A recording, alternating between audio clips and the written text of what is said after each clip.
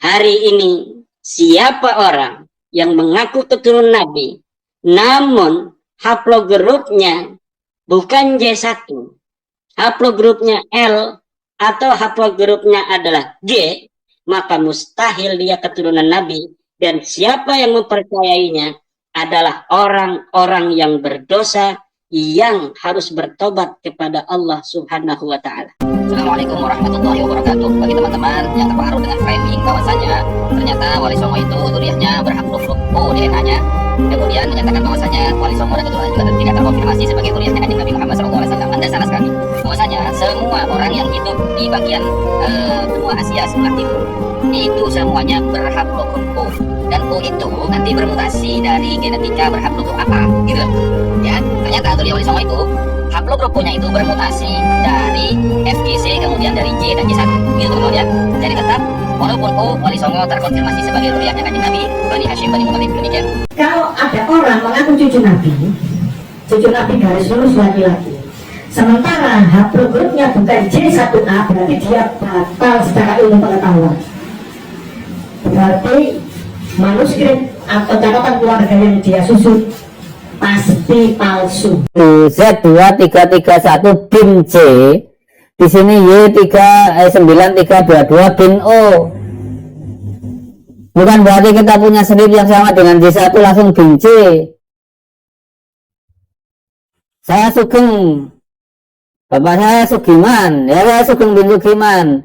Tetangga saya Sugeng, bapaknya apa ya? Bapaknya misalnya Soeharto, ya yang sana Sugeng bin Soeharto, sama-sama namanya Sugeng, mutasi juga gitu. Kalau B-nya beda ya sudah, nggak bisa keturunannya, selesai itu. Kita apalagi yang khusus Bani Wali Songo, jangan mengklaim kakek orang lain sebagai kakekmu. Itu sama dengan menuduh nenekmu sebagai pesina.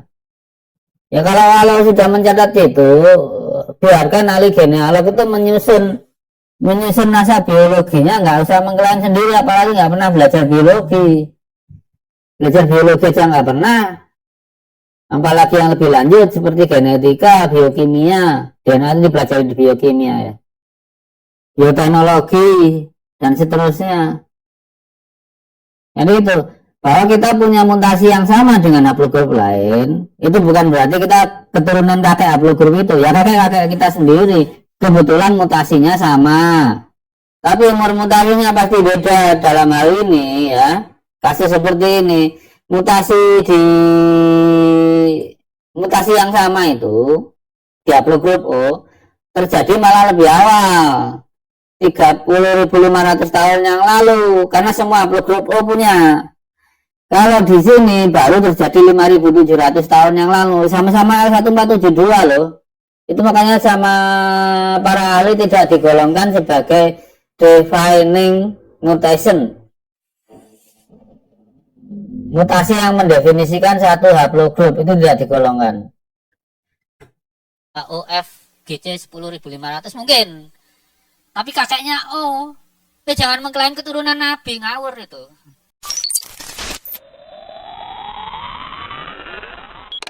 Kalau ada perbedaan itu sebetulnya masih bisa kita cari jalan tengah. Tapi kalau kasus ini perbedaan krusial antara Gus Hasan Asyarif itu dengan Kiai Haji Imaduddin ya, atau dengan madhabnya Kiai Haji Imaduddin yang didukung oleh Pak Dr. Sugeng dan juga KRT Fakih, ini perbedaan nggak bisa diambil jalan tengah. Ini bertolak belakang, berseberangan secara total gitu. Kenapa begitu? Karena Kiai Imad itu membatasi cucu Nabi hanya satu, yaitu J1. Kalau bukan J1, ya termasuk O toh. O kan bukan J1. Maka disebut seperti G, seperti R, mungkin juga R, ya pokoknya apapun selain J1, maka bukan dzurriyyah Nabi. Nah, itu diperkuat oleh Pak Dr. Sugeng bahwa nggak ada ceritanya O itu mutasi dari J. Jadi lain, nggak ada kaitannya. Itu dijelaskan lah, nggak ngerti masalah itu ya. Apalagi KRT Fakih. Jadi kalau begini, maka bagi pengikut Kiai Imaduddin itu, kalau kita tahu misalnya seperti Gus Fuad ya, Gus Fuad katanya kan O, walaupun saya tidak tahu pasti siapa yang O siapa yang bukan. Tapi kalau ada Terah Wali Songo yang O, maka haram dipercaya dia sebagai durian Nabi. Itu kata Ki Imad, haram ya. Itu sudah mustahil dia durian Nabi. Sekarang sebetulnya bukan hanya mustahil dia durian Nabi dan haram sebetulnya, tapi lebih kepada bagaimana status dia sebagai keturunan Wali Songo jalur laki-laki, kan begitu. Ya kalau kita yakin dia Terah Wali Songo turunan laki-laki, ya berarti mau tidak mau Wali Songonya juga O atau mutasi ya. Enggak, wallahu alam. Tapi setidaknya ini berbeda. Perbedaan ini tidak sama dengan misalnya masalah Ubaidillah ini siapa? Bin Ahmad, apakah fiktif? Apakah bin Mamun Al-Qoddah? Kalau itu mungkin masih bisa diseragamkan. Yaitu sama-sama batal nasabnya tuh. Masih ada ketemunya gitu. Atau perbedaan Ki Alwi dengan Ki Imad, Ahmad Al-Muhajir ada apa enggak ada?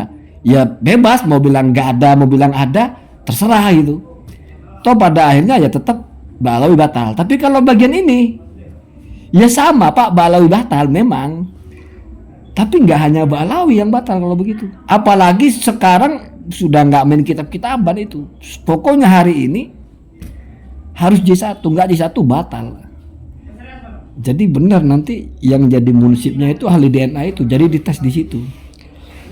Ya bebas aja silakan ya. Bayar ya, kirim liur bayar jadi sayyid ya. Walaupun ya setidaknya menurut Ki Imad lah ya. Ini kan kita bicara pendapatnya Ki Imad saja. Iya dong, nggak ada fatwa yang mengatakan begitu. Kalau bukan J1 bukan durian Nabi, hari ini harus J1. Yang bukan J1 bukan durian Nabi dan haram. Itu kan fakwanya Ki Imad. Kita tahu toh Ki Imad siapa? Ya itu orangnya. Ya walau aftal muftun, nggak mau tahu. Walaupun semua orang menyalahkan, tetap dia yang benar. Menantang debat semua orang, tapi kata yang ditantang jahil merokap. Ya kan itu kenyataan Pak. Bicara nasab, punya teori terbaru, ngeritik semua ulama nasab, padahal pakai kitab mereka, dikonfrontasi dengan yang menulis kitab nasab, jahil merokap, tidak mengerti ilmu nasab. Memahami kitab orang lebih paham dari yang nulis. Kata yang nulis bukan itu maksudnya, kata yang baca ini maksudnya. Jadi agak repot ya. Dan saya kira Terah Wali Songo yang haplonya O tidak mungkin terima dengan ini. Apalagi dengan narisnya kayak RT Fakih itu tajam sekali. Kalau ternyata O, otomatis bukan jalur laki-laki kepada Wali Songo, otomatis catatan nasab kamu itu palsu. Waduh, yang mana yang palsu ini? Berat itu, nyari yang mana, yang Maman, yang Mimin, apa yang Mukidi nih yang palsu nih. Misalnya bin Mimin kan laki-laki semua. Bin Mimin, bin Maman, bin Mukidi, bin Mimin, ngulang-ngulang namanya. Ini yang Mimin yang mana yang palsu? Luar biasa itu. Agak-agak itu, ya. Agak-agak. Apalagi misalnya kan apa beredar itu akumulatif tes 50 atau 60. Oh semua. Loh. Palsu semua. Yang benar yang mana? Kan begitu. Agak repot itu.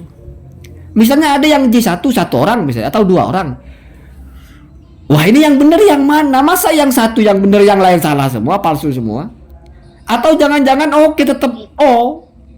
Oh berarti Wali Songonya juga O? Atau sudah mutasi? Wah, yang mungkin di situ negonya ya, di situ bisa dicari ketemunya gitu ya. Kecuali O, jadi Kemat, kalau O enggak, kalau O itu mungkin mutasi, tapi ditantang oleh Pak Sugeng gitu, ditentang ya, ditentang. Jadi Kemat nggak nyebut O, cuma nyebut L ya atau G. L itu Qori mungkin Said Qori ya. Kenapa nggak nyebut R juga Imam Ibrahim kalau tidak bagus Imam Ibrahim juga E juga ya. Atau O lah. Sebutlah O itu kan bukan kita bocor-bocorin ya kan sudah disebutin sama siapa namanya itu. Tuh bagus Imam Ibrahim itu. Ada yang O, ada yang E ya. Artinya itu semuanya tertolak. Jadi yang sah sebagai itu bagus pun bukan J1 apa namanya DNA-nya. Tapi Kemal itu kayaknya nggak nyenggol itu, nggak nyenggol ya nyenggol L. L itu ke Said Qori mungkin. Ya biasa lah ya. Ditantang debat. Enggak, debat dengan orang, nonton setelah selesai baru memberikan apa namanya ya? Apa namanya itu? Komentar ya. Jadi kayak YouTuber ya. Saya juga ingat dulu, saya dengan Said Kori berdebat sudah pernah ya. Jadi saya nggak tipikal diajak debat nggak mau, tapi ngomong di belakang nggak. Saya udah pernah dengan Said Kori, saya udah pernah ya. Jadi ketika saya ngomong di belakangnya itu sudah beda dengan Kemat. Kemat belum pernah, ya. Belum pernah debat, tapi yang selalu ngomong di belakang. Dengan Said Kori saya sudah pernah. Ya. Jadi berbeda ya. Lucu-lucuan aja Pak ya. Udah mau lebaran ini, sebentar lagi lebaran nih. Semoga waras-waras lah kita ya.